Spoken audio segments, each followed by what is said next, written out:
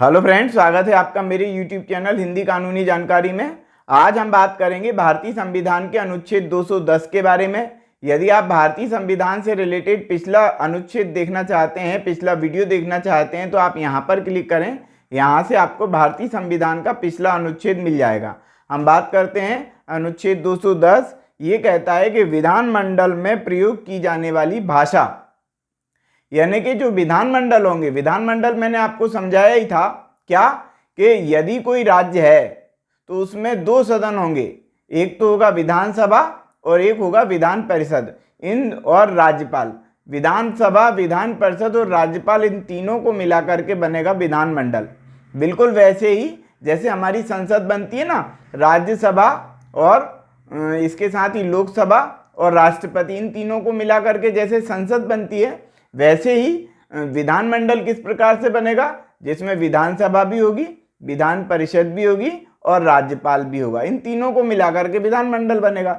लेकिन क्या हुआ है कि किन्हीं किन्हीं राज्यों में विधान परिषद नहीं है, यानी कि संविधान में ही विधान परिषद का उसमें उल्लेख नहीं किया गया है, इसलिए उन राज्यों में विधान परिषद नहीं है, सिर्फ विधानसभा है। तो वहां पर जो विधानमंडल बना वो विधानसभा से और राज्यपाल से मिलकर के बन गया।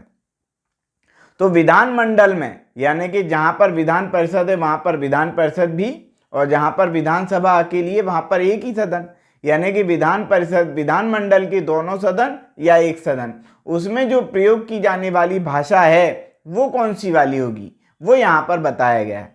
तो कौन सी वाली भाषा होनी चाहिए भैया? अपने अपने राज्यों की अपनी अपनी भाषाएं हैं। गुजरात की भाषा जो गुजराती है, तमिलनाडु की भाषा तमिल है, इसी प्रकार से अलग अलग राज्यों की अलग अलग भाषाएं हैं।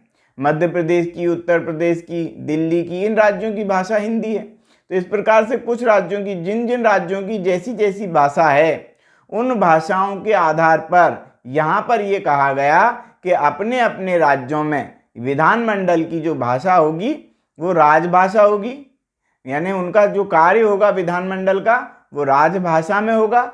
यदि एक राज्य में दो से अधिक राजभाषाएं हैं तो उसमें राजभाषाओं में काम होगा, या फिर हिंदी में काम हो सकता है या फिर अंग्रेजी में काम हो सकता है। इन तीन भाषाओं को मान्यता दी, अपने अपने राज्यों की भाषा, या फिर हिंदी या फिर अंग्रेजी। इस प्रकार से यहाँ पर ये बताया गया, यहाँ पर यही बता दिया गया विधान, मतलब कुल मिला के भारतीय संविधान के अनुच्छेद 210 में ये बता दिया गया कि विधानमंडल की भाषा कौन सी होगी। इसको हम एक बार और पढ़ लेते हैं कि इसमें क्या लिखा हुआ है। तो इसमें लिखा हुआ है कि भाग 17 में किसी बात के होते हुए भी, भाग 17 में क्या है? भाग 17 में भाषाओं का ही उल्लेख है। ये जो हम पढ़ रहे हैं ये भाग 17 नहीं है। भाग 17 यदि हम पढ़ेंगे तो उसमें भाषाओं का उल्लेख है अलग अलग। तो भाग 17 में किसी बात के होते हुए भी, किंतु अनुच्छेद 348 के उपबंधों के अधीन रहते हुए। 348 में क्या लिखा हुआ है? 348 में न्यायालय की जो भाषा है, यानी कि उच्च न्यायालय की और सर्वोच्च न्यायालय की, हाई कोर्ट की और सुप्रीम कोर्ट की जो भाषा है उसके बारे में धारा 348 में लिखा हुआ है।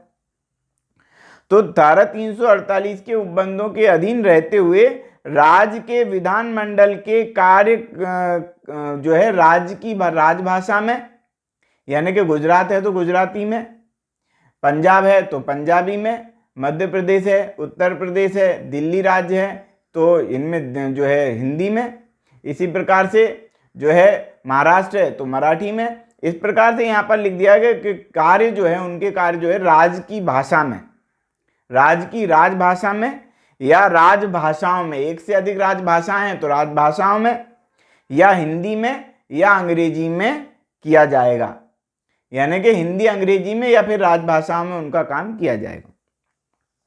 परंतु यथास्थिति विधानसभा का अध्यक्ष या विधान परिषद का सभापति अथवा उस रूप में कार्य करने वाला व्यक्ति किसी सदस्य को जो पूर्वोक्त भाषाओं में से किसी भाषा में अपनी पर्याप्त अभिव्यक्ति नहीं कर सकता है, अपनी मातृभाषा में सदन को संबोधित करने की अनुज्ञा दे सकेगा।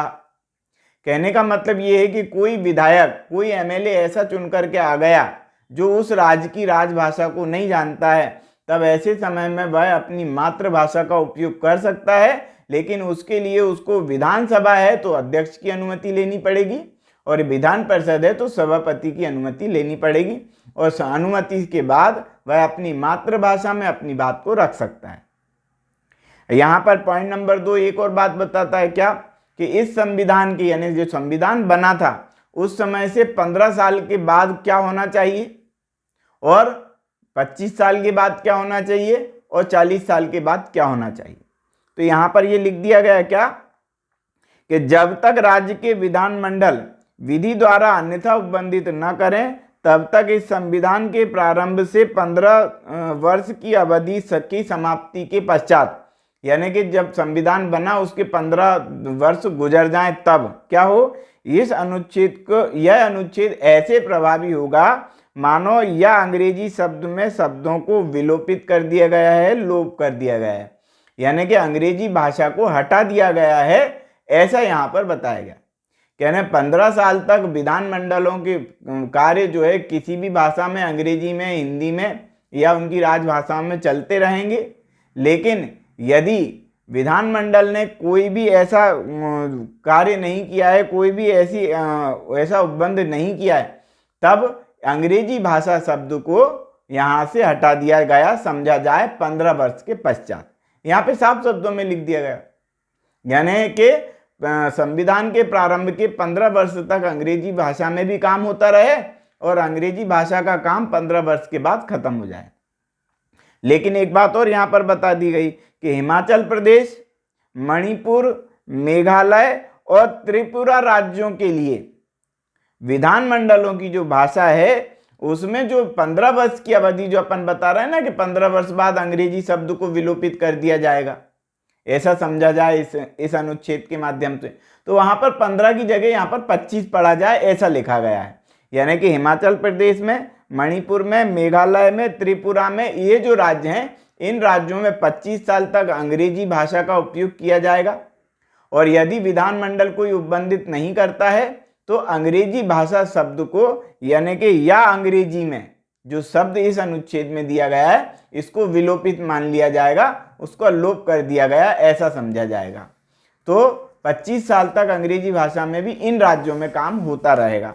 इसके बाद एक और है, परंतु यह और की क्या, कि अरुणाचल प्रदेश, गोवा और मिजोरम, ये जो 3 राज्य हैं इनके बारे में ये कहा गया क्या, कि राज्यों के विधानमंडलों के संबंध में यह खंड इस प्रकार प्रभावी होगा मानो इसमें आने वाले 15 वर्ष शब्दों के स्थान पर 40 वर्ष रख दिए गए हों। यानी कि उन राज्यों में, किन राज्यों में, अरुणाचल प्रदेश, गोवा और मिजोरम में, इनमें क्या कहा गया कि संविधान के प्रारंभ से 40 साल बाद ये मान लिया जाएगा कि यह अंग्रेजी में शब्द को विलोपित कर दिया गया है। यानी कि अंग्रेजी भाषा को लगभग अपने संविधान से हटाने का प्रयास किया गया, अंग्रेजी भाषा को हटा करके अपनी भाषा को इस्तेमाल करने के लिए यहाँ पर जोर दिया गया।